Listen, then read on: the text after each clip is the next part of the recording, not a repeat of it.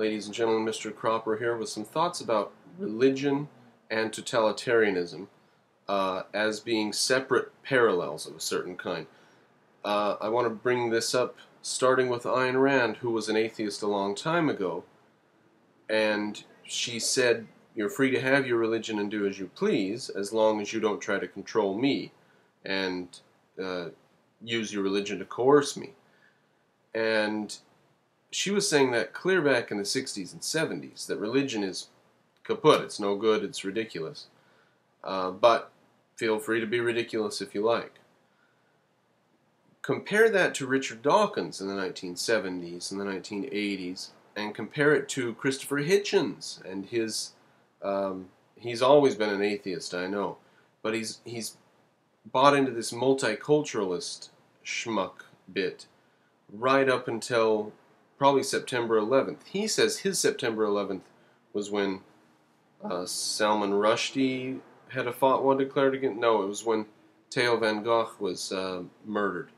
He said that was his September 11th, but he didn't act like that throughout the 1990s. So religion used to be, except for Ayn Rand and a select few, religion used to be just their opinion. Let's not argue. I don't want to argue about religion. That's their belief system. You can't criticize it. You can't prove it wrong. They're not going to change it. We all know nobody ever changes their minds. So you just leave religion alone, as people did for a long time, except for, like I said, people with integrity such as Ayn Rand. But when religion comes out on the brutal, violent side, then, all of a sudden, in the popular mass media and stuff, there is room for the atheist to come out and say, like Ayn Rand had been saying all along, religion is a bunch of crap, and it's evil and it's wrong, but do as you please as long as you don't hurt anybody. So now there's room has been made for that. Well, that's the silver lining in totalitarianism, or violence, or religion, or war. Silver lining is that when it's no longer theoretical that religion could be evil and burn people at the stake and do witch hunts, but it's becoming the actual case. Is they're not doing witch hunts, they're flying planes into buildings. So it's not theoretical now, it's actual. The same thing's true with government.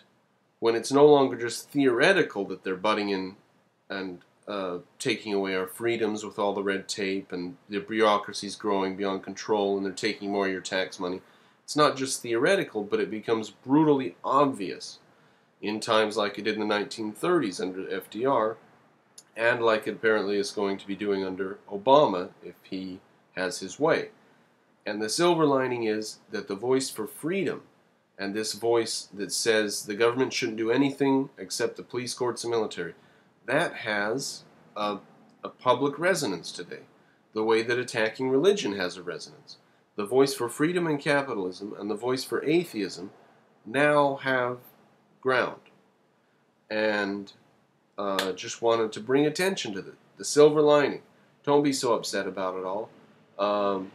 This sort of thing is probably what confused Hegel into thinking that history moves by positives and negatives clashing, because no one paid attention to the atheists or the free radicals for capitalism until capitalism came under severe attack and Islam came out and started making religion look bad. So, there you go. Take that home with you, the silver lining.